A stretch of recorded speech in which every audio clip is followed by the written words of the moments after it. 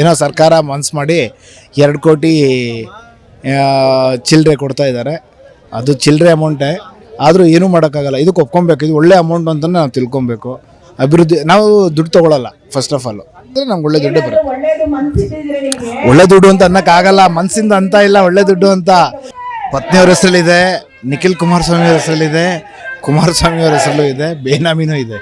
ಹಿಂದೆ ಇಲ್ಲದೇ ಇರೋ ಜಮೀನು ಇವಾಗ ಆಲ್ರೆಡಿ ತೆಂಗು ಅಡಕೆ ಎಲ್ಲ ಬೆಳೆದು ನಿಂತುಬಿಟ್ಟಿದೆ. ಇದು ನಮ್ಮ ಕುಮಾರಣ್ಣವ್ರ ರಾಜಕೀಯ. ನಮ್ಮ ಜನಗಳಿಗೆ ಅದು ಗೊತ್ತಾಗಲ್ಲ. ಅವರು ಆಲ್ರೆಡಿ ಎಲೆಕ್ಷನ್ ಕ್ಯಾಂಪೇನ್ ಸ್ಟಾರ್ಟ್ ಮಾಡಿಬಿಟ್ಟಿದ್ದಾರೆ. ನಿಖಿಲ್ ಕುಮಾರಸ್ವಾಮಿ ಅವ್ರನ್ನ ನಿಲ್ಲಿಸಿ ಗೆಲ್ಲಿಸ್ಬೇಕು ಅಂತ ಕ್ಯಾಂಪೇನ್ ಸ್ಟಾರ್ಟ್ ಮಾಡಿಬಿಟ್ಟಿದ್ದಾರೆ. ಹಿಂಗಿರ್ಬೇಕಾದ್ರೆ ಅವ್ರಿಗೆ ಅನುಕೂಲ ಆಗುತ್ತಲ್ವಾ? ಕೋಟಿ ಕೋಟಿ ದುಡ್ಡಿದೆ.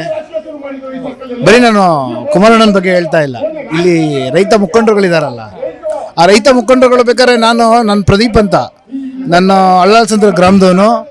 ನಾನು ನಿಮಗೆ ಒಂದು ಬೇಕಾದ್ರೆ ನೀವು ಚರ್ಚೆ ಮಾಡಿದ್ರೆ ನಿಮ್ಮ ಸ್ಟುಡಿಯೋಗೆ ಬರ್ತೀನಿ. ಇಲ್ಲಿ ಯಾರ್ಯಾರು ಎಷ್ಟೆಷ್ಟು ಜಮೀನ ಎಷ್ಟೆಷ್ಟಕ್ಕೆ ಮಾರಿಸಿದ್ದಾರೆ, ಕಮಿಷನ್ ಎಷ್ಟಕ್ಕೆ ತೊಗೊಂಡಿದ್ದಾರೆ, 40 ಲಕ್ಷಕ್ಕೆ ತಗೊಂಡಿರೋದು ಎಷ್ಟು ಜನ, 80 ಲಕ್ಷಕ್ಕೆ ಮಾರೋದು ಹೋರಾಟಗಾರರು. ನಾನು ಹೇಳ್ತಾ ಇರೋದು ಅಲ್ಲೇನು ಮುಂಚೂಣಿ ಹೋರಾಟಗಾರರು ಕೂತಿದಾರಲ್ಲ ಅವ್ರ ಬಗ್ಗೆ ನಾನು ಹೇಳ್ತಾ ಇರೋದು. ತೋರಿಸ್ತೀನಿ ನಾನು ಬೇಕಾದ್ರೆ ಅದನ್ನು. ಇಲ್ಲಿ ಜನಗಳು ಉದ್ಧಾರ ಆಗಬೇಕು ಅಂತ ತುಂಬ ಜನ ಕಾಯ್ತಾ ಇದ್ದಾರೆ. ಇವ್ರು ಉದ್ಧಾರ ಆಗ್ಬಾರ್ದು ಅಂತ ಕೆಲವರು ಹೋರಾಡ್ತಾ ಇದ್ದಾರೆ ಅಷ್ಟೇ ಹೇಳ್ಬೇಕಂದ್ರೆ. ಇಲ್ಲಿ ಉದ್ಧಾರ ಆಗ್ಬೇಕನ್ನೋರು ಯಾರು, ಉದ್ಧಾರ ಆಗ್ಬಾರ್ದು ಅನ್ನೋರು ಯಾರು ಸರ್? ಸರ್ ಇಬ್ರು ರೈತರೇ.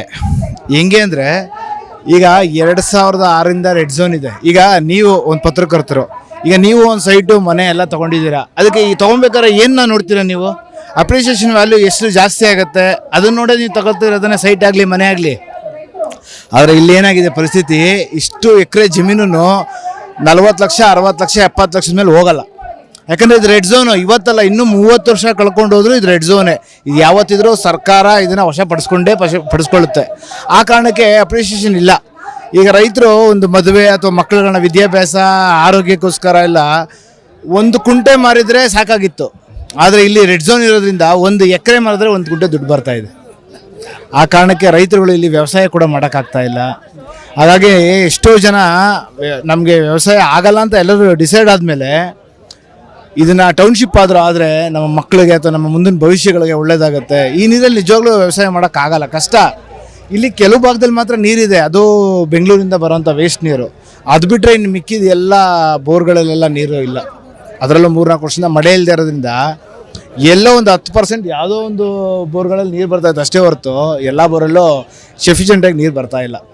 ಹಾಗಾಗಿ ರೈತರುಗಳಿಗೆ ತುಂಬ ಅನ್ಯಾಯ ಆಗ್ತಾಯಿದೆ. ಇಲ್ಲಿ ಅಕ್ವೇರೇಷನ್ ಅಂತ ಏನು ಮಾಡ್ತಾ ಇದ್ದಾರೆ ಅದರಿಂದ ಮಾಡಿದ್ರೆ ಒಂದು ಜೀವನ ಒಂದು ಸ್ಟ್ಯಾಂಡರ್ಡ್ ಮಟ್ಟಕ್ಕೆ ಹೋಗುತ್ತೆ ಅಂತ ಅನ್ಕೋಬೋದು. ಅದು ಬಿಟ್ಟರೆ ಬೇರೆ ಆಪ್ಷನ್ ಇಲ್ಲ ನಮಗೆ. ಸರ್, ಆ ಕಡೆಯಿಂದ ನಾವು ರೈತರು ನಮಗೆ ನಮ್ಮ ಜಮೀನು ಬಿಟ್ಟು ಬೇರೆ ಏನು ಗೊತ್ತಿಲ್ಲ, ನಮ್ಮ ಜಮೀನು ಕೆಲಸ ಬಿಟ್ಟು ನಮ್ಮ ಜಮೀನ ನಮ್ಗೆ ಉಳಿಸ್ಕೊಡಿ ಅಂತ ಕೇಳ್ತಾ ಇದ್ದಾರೆ ಸರ್. ಸರಿ, ಅವ್ರು ಕೇಳ್ತಾರೆ, ಸರಿ, ತಪ್ಪು ಅಂತ ಏನು ಹೇಳಲ್ಲ. ಈಗ ನೋಡಿ, ನೀವು ಕರೆಕ್ಟಾಗಿ ಲೆಕ್ಕಾಚಾರ ಮಾಡಿ ಹೇಳಿ. ಸರ್ಕಾರನ ಕೇಳಬೇಕಾದ್ರೆ 50% ಭೂಮಿ ಆಲ್ರೆಡಿ ಬೆಂಗಳೂರವ್ರಿಗೆ ಮಾರಾಟ ಆಗ್ಬಿಟ್ಟಿದೆ ಕಡಿಮೆ ರೇಟ್ಗೆ. ಇನ್ನು ಮಿಕ್ಕಿದ ರೈತರುಗಳಲ್ಲಿ 75 ಭಾಗ ನಮ್ಗೆ ಅಕ್ವೇರ್ ಬೇಕು ಅಂತ ಇರೋರೆ, ಇನ್ನೊಂದು 25 ಭಾಗ ಮಾತ್ರ ಬೇಡ ಅಂತ. ಯಾಕೆ ಬೇಡ ಅಂತ ಇದ್ದಾರೆ ಅಂದರೆ ನೋಡಿ, ಇಲ್ಲಿ ಅಕ್ವೇರ್ ಆಗ್ತಾ ಇರೋದ್ರಿಂದ ಒಳಗಡೆ ರೋಡ್ ಇಲ್ಲದೆ ಒಳಗಡೆ ಇರೋ ಜಮೀನವ್ರಿಗೂ ಅದೇ ರೇಟು, ಜಮೀನು ಇರೋರಿಗೂ ಅದೇ ರೇಟ್. ಈಗ ರೋಡ್ ಇರೋಂಥವ್ರು 10% ಜನ ಇರ್ತಾರ, ಹೌದಲ್ವಾ? ಎಲ್ಲೇ ಹೋಗಿ ಪ್ರಪಂಚದ ಯಾವುದೇ ಮೂಲೆಗೆ ಹೋಗಲಿ ನೀವು, ರೋಡ್ ಇರೋದು 10 ಭಾಗ ರೈತರಿಗೆ, ಇನ್ನು 90 ಭಾಗ ರೋಡ್ ಇರಲ್ಲ. ಈಗ ರೋಡ್ ಇರೋರಿಗೂ ಒಂದೇ ರೇಟು, ರೋಡ್ ಇಲ್ಲದೆ ಇರೋರಿಗೂ ಒಂದೇ ರೇಟು. ಅವಾಗ ಏನಾಗುತ್ತೆ, ಮುಂದೆ ರೋಡಲ್ಲಿರೋಂಥ ಜಮೀನ್ದಾರರುಗಳಿಗೆ ಏನಾಗುತ್ತೆ, ಬೇಜಾರಾಗತ್ತಲ್ವಾ? ಆ ಕಾರಣಕ್ಕೆ ಅವ್ರು ಬೇಡ ಅಂತ ಹೇಳ್ತಾ ಇದ್ದಾರೆ. ಒಂದು. ಎರಡನೇದು, ಇಲ್ಲೇನಾಗುತ್ತೆ ಅಂದರೆ ಈಗ ಅರ್ಧ ಎಕರೆ 1 ಎಕರೆ ಇರುತ್ತೆ, 3-4 ಜನ ಮನೇಲಿ ಹೆಣ್ಮಕ್ಳು ಇರ್ತಾರೆ. ಈಗ 1 ಎಕರೆ ಮಾತ್ರ 2.5 ಕೋಟಿ ಕೊಟ್ಟರೆ ಅವರೆಲ್ಲರೂ ಬರ್ತಾರೆ. ಇವಾಗ 4 ಭಾಗ ಮಾಡಿ ಆಗ ಏನಾಗುತ್ತೆ ಹೇಳಿ, ಎಲ್ಲ ಡಿವೈಡ್ ಆಗಿಬಿಡುತ್ತೆ. ಆ ಕಾರಣದಿಂದ ಎಷ್ಟೋ ಜನ ಬೇಡ ಅಂತ ಓದಾಡ್ತಾ ಇದ್ದಾರೆ ಹೊರತು ತುಂಬ ಕೂಲಂಕುಷವಾಗಿ ಯೋಚನೆ ಮಾಡಿದವರು ಎಲ್ಲರೂ ಕೂಡ. ಈಗ ನಾವು ಕೂಡ ಮೊದಲು ಇದಕ್ಕೆ ಫಸ್ಟ್ ವಿಷಯ ತಿಳಿಯೋಕ್ಕಿಂತ ಮುಂಚೆ ಬೇಡ ಅಂತಲೇ ಇದ್ದೋ. ಆಮೇಲೆ ಈ ಯೋಜನೆ ಬಗ್ಗೆ ವಿಸ್ತಾರವಾಗಿ ನಾವು ತಿಳ್ಕೊಂಡ್ಮೇಲೆ ಇದು ನಮ್ಗೆ ಅನುಕೂಲನೇ ಹೊರತು ಅನಾನುಕೂಲ ಅಲ್ಲ ಅಂತ ತಿಳ್ಕೊಂಡು ನಾವು ಕೂಡ ಇಲ್ಲಿ ಬಂದಿದ್ದೀವಿ. ಇದು ಪರಿಸ್ಥಿತಿ, ಇದು ವಾಸ್ತವ ಇಲ್ಲಿ ನಡೀತಾ ಇರೋದು. ಬಟ್ ಫೈನಲ್ ಆಗಿ ನೀವು ಭೂಮಿ ಕೊಡೋಕೆ ಸಜ್ಜಾಗಿದ್ದೀರಾ? ಹೌದು, ನಾವು ಅಳ್ಳಾಲ್ಸಂದ್ರ ಸರ್ವೆ ನಂಬರಲ್ಲಿ ನಮ್ಮದು 6.5 ಎಕರೆ ಜಮೀನಿದೆ, ನಾವು ಕೊಡೋಕ್ಕೆ ಸಿದ್ಧವಾಗಿದ್ದೀವಿ. ಈಗ ಚೆಕ್ ಎಲ್ಲ ಇಸ್ಕೊಂಡಿದ್ದೀರಾ ನೀವು? ಚೆಕ್ ಎಲ್ಲ ಕೊಡ್ತಾ ಇದ್ರಲ್ಲ, ಚೆಕ್ ಎಲ್ಲ ಇಸ್ಕೊಂಡಿದ್ದೀರಾ? ಇಲ್ಲ, ನಮ್ಮ ಹಳ್ಳಿಗಳಿಗೆ ಇನ್ನೂ ಫೈನಲ್ ನೋಟಿಫಿಕೇಶನ್ ಆಗಿಲ್ಲ. ಬರೀ 3 ಹಳ್ಳಿಗೆ ಮಾತ್ರ ಫೈನಲ್ ನೋಟಿಫಿಕೇಶನ್ ಆಗಿದೆ. ಇನ್ನು 6 ಹಳ್ಳಿಗೆ ಫೈನಲ್ ನೋಟಿಫಿಕೇಶನ್ ಆಗಬೇಕು. ಹತ್ರದಲ್ಲಿ ಆಗಲಿ ಅಂತ ನಾವು ಹೋರಾಟ ಮಾಡ್ತಾ ಇದ್ದೀವಿ. ಬೇಗ ಆಗಲಿ ಅಂತ ಹೋರಾಟ ಮಾಡ್ತಾ ಇದ್ದೀವಿ. ಸರ್ ಇಲ್ಲಿ ಕುಮಾರಸ್ವಾಮಿ ಅವರ ಜಮೀನಿದೆ ಸರ್, ಇಲ್ಲಿ ಅವ್ರ ಪತ್ನಿಯವರ ಹೆಸರಲ್ಲಿ. ಪತ್ನಿಯವ್ರ ಹೆಸರಲ್ಲಿದೆ, ನಿಖಿಲ್ ಕುಮಾರಸ್ವಾಮಿ ಅವ್ರ ಹೆಸರಲ್ಲಿದೆ, ಕುಮಾರಸ್ವಾಮಿ ಅವ್ರ ಹೆಸರಲ್ಲೂ ಇದೆ, ಬೇನಾಮಿನೂ ಇದೆ. ಎಷ್ಟಿದೆ ಸರ್ ಅವ್ರದ್ದು? ಮಾತಾಡೋಕ್ಕಾಗಲ್ಲ, ಮಾತಾಡೋದು ಬೇಡ. ಅನಿತಾ ಕುಮಾರಸ್ವಾಮಿ ಮೇಡಮ್ ಹೆಸರಲ್ಲಿ 35 ಎಕರೆ ಇದೆ. 35 ಎಕರೆನಾ? ಎಕರೆ ಇದೆ. ಅದು ಒಂದು ಅರ್ಥ ಮಾಡ್ಕೊಬೇಕು ನೀವು. 2006ರಲ್ಲಿ ಪ್ರೈಮರಿ ನೋಟಿಫಿಕೇಶನ್ನ CM ಆಗಿದ್ದಾಗ ಕುಮಾರಣ್ಣ ಅವರೇ ಮಾಡ್ತಾರೆ. ಅವರು CM ಸೀಟಿಂದ ಕೆಳಗಡೆ ಇಳಿತಾ ಇದ್ದಂಗೆ 2008ರಲ್ಲಿ ಇಲ್ಲಿ ಜಮೀನುಗಳು ತೊಗೊತಾರೆ. ಎಷ್ಟು ಹೋದಾರ ಸರ್ ಅವಾಗ? ಅವ್ರು 35 ಎಕರೆ 2008ರಲ್ಲೇ ತೊಗೊಂಡಿರೋದು. ನಿಖಿಲ್ ಕುಮಾರಸ್ವಾಮಿ ಆಗಿರ್ಬೋದು, ಯಾವುದು ಇದೇ ಸತಿ ಇದೇ ಬೈರ್ಮಂಗ್ಲದಲ್ಲಿ ವಿರೋಧ ಇರೋರು ಒಂದು ಸತಿ ಮೀಟಿಂಗ್ ಮಾಡಿದರು. ಅವಾಗ ಅವರು ಡೆಲ್ಲಿಯಿಂದ ಹುಷಾರಿಲ್ಲ ಅನ್ನೋ ಕಾರಣಕ್ಕೆ ವಿಡಿಯೋ ಕಾನ್ಫರೆನ್ಸ್ ಮುಖಾಂತರ ಮಾತಾಡಿದ್ರು. ಅವಾಗ ಕೇಳ್ತಾರೆ ಒಬ್ಬರು ನಿಖಿಲ್ ಕುಮಾರಸ್ವಾಮಿ ಅವ್ರಿಗೆ, ಕುಮಾರಸ್ವಾಮಿ ಅವ್ರಿಗೂ ನಿಮ್ಮ ಜಮೀನು ಇದೆಯಾ ಅಂತಲ್ಲ ಅಂದರೆ, ಜಮೀನು ಇದೆಯಾ ನಂದ? ಓ ಅನಿಲ್ ಕುಮಾರಸ್ವಾಮಿ ಅವ್ರ ಹೆಸರಲ್ಲಿ ಇದೆಯಾ? ಓ ನನಗೆ ಗೊತ್ತಿಲ್ಲ, ಯಾರೋ ಬೇರೆಯವರು ಯಾರೋ ಮಾಡಿಸ್ಕೊಟ್ಬಿಡ್ಬೇಕು ಅಂತ ಹೇಳ್ತಾರೆ. ಇವತ್ತು ಬೆಳಗ್ಗೆ 10 ಗಂಟೆಯಲ್ಲಿ ನಮ್ಮ ಕುಮಾರಣ್ಣ ಅವರು ಸ್ಟೇಟ್ಮೆಂಟ್ ಕೊಟ್ಟಿದ್ದಾರೆ. ಏನಂತ ಗೊತ್ತಾ? ಅಲ್ಲಿ ಅವ್ರು ಏನೇನೋ ಅಡಿಕೆ ಬೆಳೆದಿದ್ದಾರಂತೆ, ತೆಂಗು ಬೆಳೆದಿದ್ದಾರಂತೆ. ಈಗ 1 ತಿಂಗಳಿಲ್ಲದೆ ಹಿಂದೆ ಇಲ್ಲದೆ ಇರೋ ಜಮೀನು ಇವಾಗ ಆಲ್ರೆಡಿ ತೆಂಗು ಅಡಿಕೆ ಎಲ್ಲ ಬೆಳೆದು ನಿಂತುಬಿಟ್ಟಿದೆ. ಇದು ನಮ್ಮ ಕುಮಾರಣ್ಣವ್ರ ರಾಜಕೀಯ. ನಮ್ಮ ಜನಗಳಿಗೆ ಅದು ಗೊತ್ತಾಗಲ್ಲ. ಅವರು ಆಲ್ರೆಡಿ ಎಲೆಕ್ಷನ್ ಕ್ಯಾಂಪೇನ್ ಸ್ಟಾರ್ಟ್ ಮಾಡಿಬಿಟ್ಟಿದ್ದಾರೆ. ನಿಖಿಲ್ ಕುಮಾರಸ್ವಾಮಿ ಅವ್ರನ್ನ ನಿಲ್ಲಿಸಿ ಗೆಲ್ಲಿಸ್ಬೇಕು ಅಂತ ಕ್ಯಾಂಪಸ್ ಸ್ಟಾರ್ಟ್ ಮಾಡಿಬಿಟ್ಟಿದ್ದಾರೆ. ನಮ್ಮ ಜನಗಳಿಗೆ ಗೊತ್ತಾಗ್ತಾ ಇಲ್ಲ ಪಾಪ. ಮುಗ್ಧ ಜನಗಳು, ರೈತರುಗಳು ಅವ್ರನ್ನ ಮೋಸ ಮಾಡ್ತಾ ಇದ್ದಾರೆ. ಅವ್ರಿಗೆ ಈ ಥರ ಹೇಳಿಸಿ ಈಗ 100 ಸುಳ್ಳು ಹೇಳಿದ್ರೆ ಅದು ಸತ್ಯ ಅನ್ಸುತ್ತೆ. ಆ ಸೇಮ್ ಇದೇ ನಡೀತಾ ಇರೋದಿಲ್ಲಿ. ಈಗ ಇಲ್ಲಿ ಕುಮಾರಸ್ವಾಮಿ ಅವರು ರೈತರಿಗೋಸ್ಕರ ನಿಲ್ತಾ ಇದ್ದಾರೆ, ಅವ್ರ ಪ್ರತಿಷ್ಠೆಗೋಸ್ಕರ ನಿಲ್ತಾ ಇದ್ದಾರೆ ಬದಲಾಗಿ, ಅಥವಾ ಅವರ ಜಮೀನಿಗೋಸ್ಕರ ನಿಲ್ತಾ ಇದ್ದಾರೆ ಅನ್ಸುತ್ತಾ? 3ಕ್ಕೂ ನಿಲ್ತಾ ಇದ್ದಾರೆ.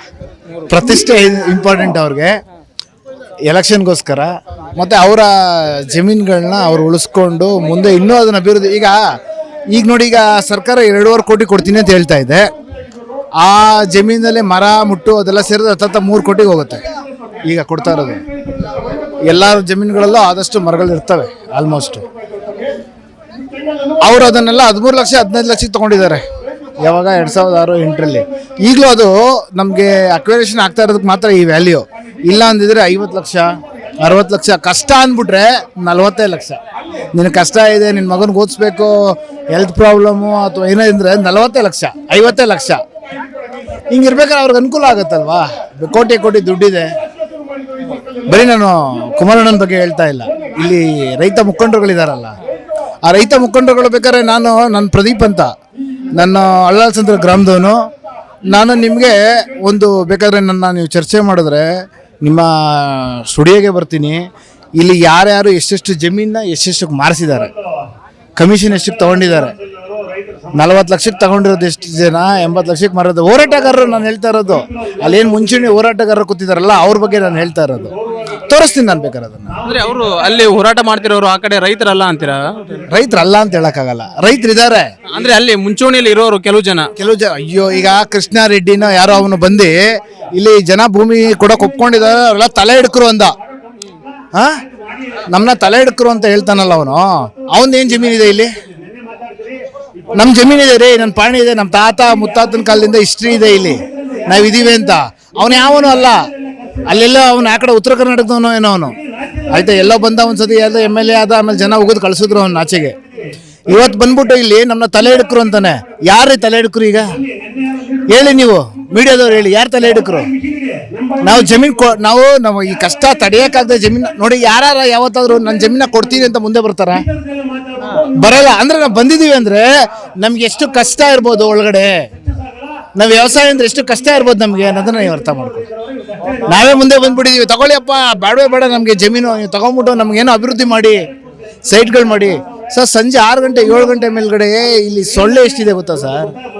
ಅನಾರೋಗ್ಯ ಅಂತ ಹೇಳ್ತಾರಲ್ಲ, ಎಷ್ಟು ಜನಕ್ಕೆ ಯಾವ್ಯಾವ ಥರ ಕಾಯಿಲೆ ಇದೆ ಗೊತ್ತಾ ಸರ್? ಅದೆಲ್ಲ ಹೇಳ್ಬಾರ್ದು. ನಾವು ಹೇಳಿದ್ರೆ ಆ ಕಡೆಯಿಂದ ಕಮೆಂಟ್ಸ್ಗಳು, ಹಂಗಾರೆ ಇವ್ನಿಗೂ ಬಂದ್ಬಿಡೈತಾ, ನೀವು ಬಂದ್ಬಿಡೈತಾ ಅಂತ ಕಮೆಂಟ್ಸ್ಗಳು ಬರ್ತಾರೆ. ಆದರೆ ರಿಯಾಲಿಟಿ ಸಿಕ್ಕಾಪಟ್ಟೆ ಆರೋಗ್ಯ ಸಮಸ್ಯೆ ಇದೆ ಸರ್. ನಿಮ್ದು ಜಮೀನು ಎಷ್ಟಿದೆ? ನಿಮ್ಗೆ ಎಷ್ಟು ದುಡ್ಡು ಕೊಡ್ತಾ ಇದ್ದಾರೆ ಸರ್ಕಾರದಿಂದ? ನಮ್ಮದು ನೋಡಿ, ನಮ್ಮದು ತಾತನ ಹೆಸರಲ್ಲಿ 6.5 ಎಕರೆ ಜಮೀನಿದೆ. ನಮ್ಮ ಅಣ್ಣಂಗೆ ಹೋಗ್ಬೇಕು, ನನಗೂ ಬರಬೇಕು, ನನ್ನ ತಮ್ಮನಿಗೂ ಬರಬೇಕು. ನಮ್ಮದು ಅಂದರೆ 6.5 ಎಕರೆ ಜಮೀನು. ನಾವು ಸಮೃದ್ಧಿಯಾಗಿ ತೋಟ ಮಾಡಿದ್ದೀವಿ. ತೋಟ ಇದೆ ನಮ್ಮ ಹತ್ರ. ನಾವು ಈ ಥರ ಬೈರ್ಮಂಗ್ಲ ನೀರನ್ನ ತಗೊಂಡೋಗಿ ತೋಟ ಮಾಡಿದ್ದೀವಿ. ಆಗಲ್ಲ ಕೆಲಸ ಮಾಡೋಕ್ಕಲ್ಲ. ಬೋರಲ್ಲಿ ನೀರಿದೆ, 3 ಬೋರ್ ಇದೆ ನಮ್ಮ ಹತ್ರ. 3 ಬೋರನ್ನು ಸೇರಿದ್ರು ಒಂದು ಸರಿ 1 ಎಕರೆ ಕಟ್ಟೋಕ್ಕಾಗಲ್ಲ. ಕರೆಂಟು ಪ್ರಾಬ್ಲಮ್ಮು, ಹೋಗುತ್ತೆ, ಕರೆಂಟ್ ಬರುತ್ತೆ ಹೋಗುತ್ತೆ, ತುಂಬ ಕಷ್ಟ ಇದೆ ಸರ್. ಎಷ್ಟು ದುಡ್ಡು ಕೊಡ್ತಾ ಇದ್ದಾರೆ ಸರ್? ಎಕರೆಗೆ 2,14,00,000 ಖುಷ್ಕಿ ಜಮೀನಿಗೆ. ರೋಡು ಮೇನ್ ರೋಡಲ್ಲಿ ಇಲ್ಲದೆ ಇರೋದಕ್ಕೆ. ಮೇನ್ ರೋಡಲ್ಲಿ ಇದ್ರೆ ನಮ್ಮೂರ ಲೆಕ್ಕಕ್ಕೆ ನಾನು ಹೇಳ್ತಾ ಇರೋದು, ಮೇನ್ ರೋಡಲ್ಲಿ ಇದ್ರೆ ಅದಕ್ಕೆ 14 ಲಕ್ಷ ಸೇರಿಸ್ಕೊಡ್ತಾರೆ.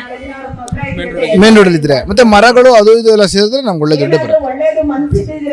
ಒಳ್ಳೆ ದುಡ್ಡು ಅಂತ ಅನ್ನಕ್ಕಾಗಲ್ಲ, ಮನ್ಸಿಂದ ಅಂತ ಇಲ್ಲ ಒಳ್ಳೆ ದುಡ್ಡು ಅಂತ. ಯಾಕಂದ್ರೆ ಇಲ್ಲಿ ರೆಡ್ ಝೋನ್ ಇಲ್ಲ ಅಂದಿದ್ರೆ ಇದು 8 ಕೋಟಿ 10 ಕೋಟಿ. ಇದು ಸುಮ್ಮನೆ ನಾನು ಹೇಳ್ತಾ ಇರೋದು ಅತಿಶಯೋಕ್ತಿ ಅಲ್ಲ, ಸತ್ಯ ನಾನು ಮಾತಾಡ್ತಾ ಇರೋದು. ಸೀರಿಯಸ್ ಆಗಿ ಹೇಳ್ತಾ ಇದ್ದೀನಿ, ಸತ್ಯನೇ. ಎಷ್ಟೇ 1000 ಜನ ಬಂದರೂ ನಾನು ಒಬ್ಬನೇ ಬೇಕಾದ್ರೆ ಕುತ್ಕೊಂಡು ಮಾತಾಡ್ತೀನಿ. ಯಾಕಂದ್ರೆ ನಾನು ಮಾತಾಡೋದೆಲ್ಲ ಸತ್ಯ ಇರೋದ್ರಿಂದ. ನೀನು ಜಸ್ಟ್ ನಮ್ಮ ಊರಿಂದ ಆ ಕಡೆ ಹೋದ್ರೆ ಮರಗಳಿಂದ ಸಿಗುತ್ತೆ. ಅದು ಬ್ರಿಡ್ಜ್ ದಾಡ್ತಾ ಇದ್ದಂಗೆ 8 ಕೋಟಿ ಸರ್, 8 ಕೋಟಿ ಜಮೀನು ಇಲ್ಲಿಲ್ಲ. ಇಲ್ಲೆಲ್ಲ 60 ಲಕ್ಷ 70 ಲಕ್ಷ ಏನೋ ಸರ್ಕಾರ ಮನ್ಸು ಮಾಡಿ 2 ಕೋಟಿ ಚಿಲ್ಲರೆ ಕೊಡ್ತಾ ಇದ್ದಾರೆ. ಅದು ಚಿಲ್ಲರೆ ಅಮೌಂಟೇ, ಆದರೂ ಏನೂ ಮಾಡೋಕ್ಕಾಗಲ್ಲ. ಇದಕ್ಕೆ ಒಪ್ಕೊಬೇಕು, ಇದು ಒಳ್ಳೆ ಅಮೌಂಟ್ ಅಂತ ನಾವು ತಿಳ್ಕೊಬೇಕು. ಅಭಿವೃದ್ಧಿ ನಾವು ದುಡ್ಡು ತೊಗೊಳ್ಳಲ್ಲ. ಫಸ್ಟ್ ಆಫ್ ಆಲು ನಮ್ಗೆ ಎಷ್ಟು ಇವಾಗ ಅಗತ್ಯತೆ ಎಷ್ಟಿದೆ ಅಷ್ಟು ಮಾತ್ರ ನಾವು ದುಡ್ಡು ತೊಗೊತೀವಿ. ಮತ್ತು ಮರ ಮುಟ್ಟೋ ದುಡ್ಡು, ಮನೆ ತೋಟದ ಮನೆ, ಬೋರು, ಆ ದುಡ್ಡು ಮಾತ್ರ ತೊಗೊತೀವಿ. ಇನ್ನು ಮಿಕ್ಕಿದೆಲ್ಲ ನಾವು ಶೇರಿಂಗ್ ಹೋಗ್ತೀವಿ. ಶೇರಿಂಗಲ್ಲಿ ಕುಮಾರಣ್ಣ ಅವರು 40% ಕೊಡ್ತೀನಿ ಅಂತ ಹೇಳಿದರು, ಇವರು 50% ಕೊಡ್ತೀನಿ ಅಂತ ಹೇಳಿದ್ದಾರೆ. ಯಾಕೆ ನಾವು ಬೇಡ ಅನ್ಬೇಕು? ಶೇರಿಂಗ್ ಅಂದರೆ ಹೆಂಗೆ ಸರ್ ಇದು? ಶೇರಿಂಗ್ ಅಂದರೆ 1 ಎಕರೆನ ಅಭಿವೃದ್ಧಿ ಮಾಡಿದ್ರೆ 16 ಸೈಟ್ ಮಾಡ್ತಾರೆ. 1 ಎಕರೆನ ಅಭಿವೃದ್ಧಿ ಮಾಡಿದ್ರೆ 16 ಸೈಟ್ ಕೊಡ್ತಾರೆ, 30-40 ಸೈಟು. ಅದರಲ್ಲಿ 8 ಸೈಟು ನಮ್ಮ ರೈತರು ಬಿಟ್ಕೊಡ್ತಾರೆ, ಇನ್ನು 8 ಸೈಟ್ ಸರ್ಕಾರ ಇಟ್ಕೊಡುತ್ತೆ. ಅಭಿವೃದ್ಧಿ ಆಗಿರುವಂಥ ಏಕಾತೆ ಸೈಟು. ಈಗ ನಾವು ಆರಳ್ಳಿಗೆ ಹೋದ್ರೆ 8,000-9,000 ರೂಪಾಯಿ ಸ್ಕ್ವೇರ್ ಫೀಟ್ ಇದೆ. ಬಿಡದಿಗೆ ಹೋದ್ರೆ 10,000-12,000 ಸ್ಕ್ವೇರ್ ಫೀಟ್ ಇದೆ. ಬಿಡದಿಗೆ ಹೋದ್ರೆ 10,000-12,000 ಸ್ಕ್ವೇರ್ ಫೀಟ್ ಇದೆ. ರೋಡಿರೋ ಒಳ್ಳೆ ಜಾಗದಲ್ಲಿ. ನಾವು ಇದು ಮಧ್ಯದಲ್ಲಿರೋಂಥ ಜಾಗ, ಸಿಟಿಗೆ ಹತ್ರ ಆಗಿರೋದು. ಎಲ್ಲ ರೋಡ್ಗಳನ್ನ ತಂದು ಕನೆಕ್ಟ್ ಮಾಡ್ತಾರಂತೆ, ಎಲ್ಲ ಥರ ಫೆಸಿಲಿಟೀಸ್ ಕೊಡ್ತಾರೆ. ಮೆಟ್ರೋ ಹತ್ರದಲ್ಲಿ ಕನೆಕ್ಟ್ ಆಗುತ್ತೆ. ಹಿಂಗಿರೋದ್ರಿಂದ ನಮಗೆ ಎಕ್ಸ್ಪೆಕ್ಟ್ ಮಾಡ್ಬೋದು. ನಾವು ಬರೀ ಸ್ಟಾರ್ಟಿಂಗ್ ನಾವು 8,000 ರೂಪಾಯಿ ಪರ್ ಸ್ಕ್ವೇರ್ ಫೀಟ್ ಅಂತ ನಾವು ಯೋಚನೆ ಇಟ್ಕೊಂಡ್ರು ಒಂದು ಸೈಟ್ಗೆ 1 ಕೋಟಿ ಆಗುತ್ತೆ. ಅವ್ರು 8 ಸೈಟ್ ಕೊಟ್ಟರೆ 8 ಕೋಟಿ ಆಗುತ್ತೆ. ಇನ್ನೊಂದು 3 ವರ್ಷ ಕಾಯಬೇಕು. ಕಾಯೋಣ. ಇಷ್ಟು ವರ್ಷ 20 ವರ್ಷದಿಂದ ರೆಡ್ ಝೋನಲ್ಲಿ ಕಾಯ್ದಿದ್ದೀವಿ, ಇನ್ನು 3 ವರ್ಷ ಯಾಕೆ ಕಾಯೋಕ್ಕಾಗಲ್ಲ? ಆಗತ್ತಲ್ವಾ? ಇದು ವಸ್ತುಸ್ಥಿತಿ.